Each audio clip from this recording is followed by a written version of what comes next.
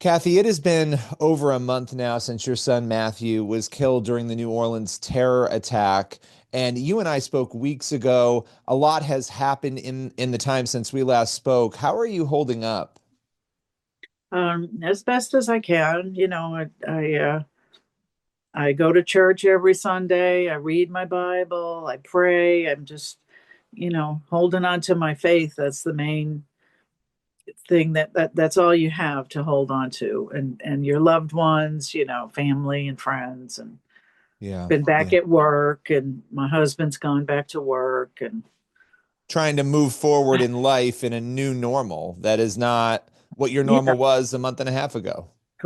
correct. Yes. Yep. One of the big things that has happened as we're having this conversation just hours ago, your son and the other victims, they were honored at the Super Bowl. You were there.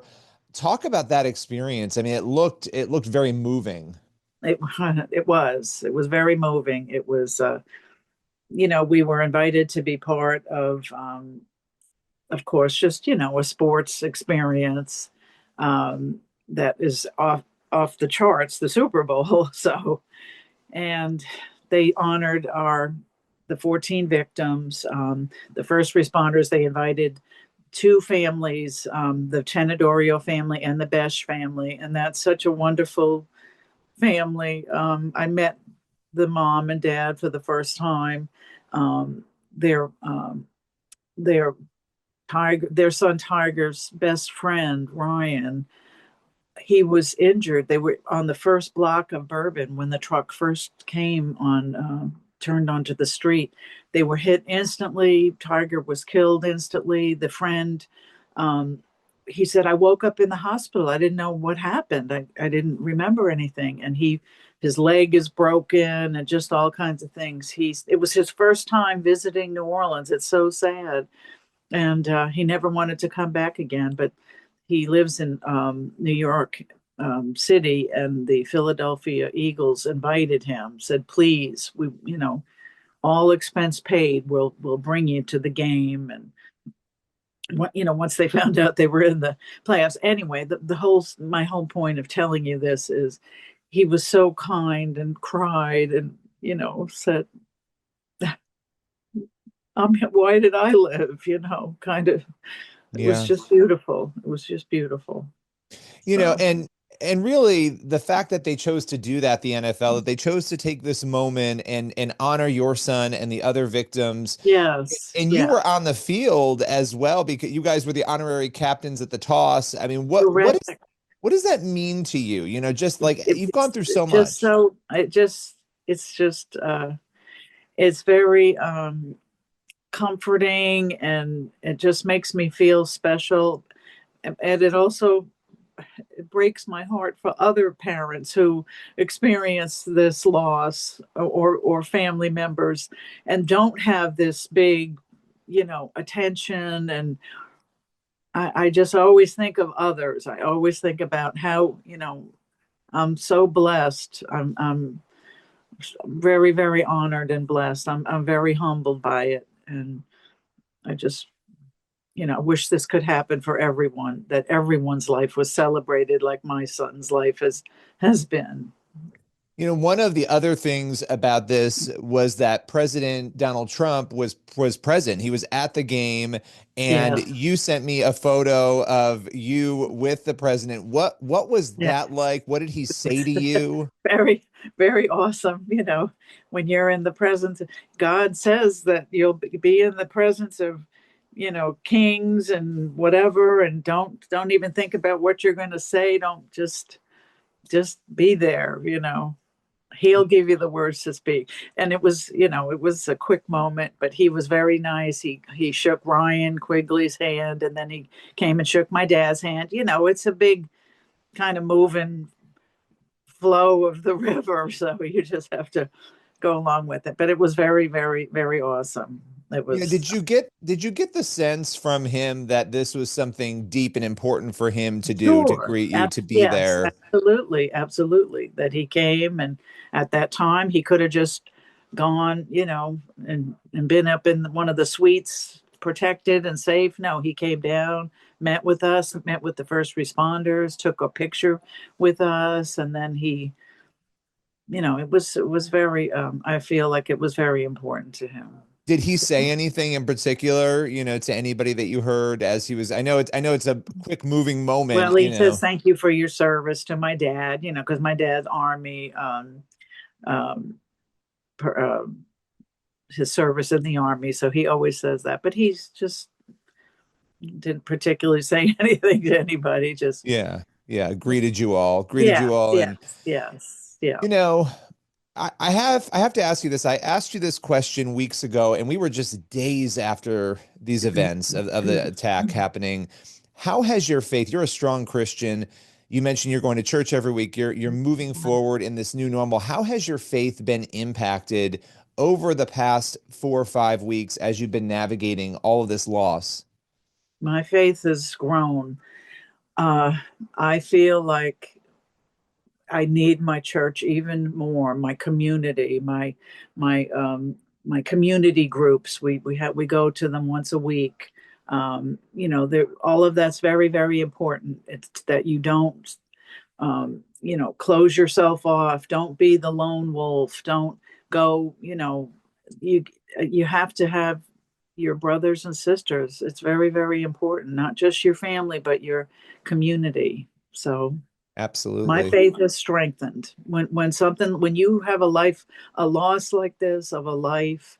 um you have to look at your own life and determine what path are you going to take. Yeah, yeah, absolutely. And one thing that has struck me about you and getting to know you a bit and interviewing you, even in the midst of your pain, as we were days away from what had happened when we first spoke, thinking of other people, focused on the needs of other people when you are Always. there grieving. That's I my mean, my parents taught me that. My dad would bring strangers home to stay, people that he worked with that we didn't, that needed a place to stay for a couple of days. And or he'd always stop on the side of the road. We'd be like, no, Dad, don't stop. But that was him, so I was taught that my whole life. So I've always done that, always helped others, and I will yeah. never stop doing that You until know, my bank account is drained. I won't stop doing that. that is powerful and important. And when we spoke last time, we talked about the fact you didn't have many answers about Matthew. And I don't know how much you want to share. There's no pressure to share anything you don't want to share or that you can't right now. But in speaking with authorities, have you been able to get more answers about what happened to your son that day? Yes, I've total wonderful closure because God allowed me to have that. We met with the policeman. His name is Adam Sauter, and he, by a miracle, we found out everything that happened that night. Not only, of course, there's videos out there that I have not watched myself, but my family members have, my sister, and I don't care to watch it. I don't need to know, but we were able to speak to Detective Sauter, and he was on the scene right after everything happened.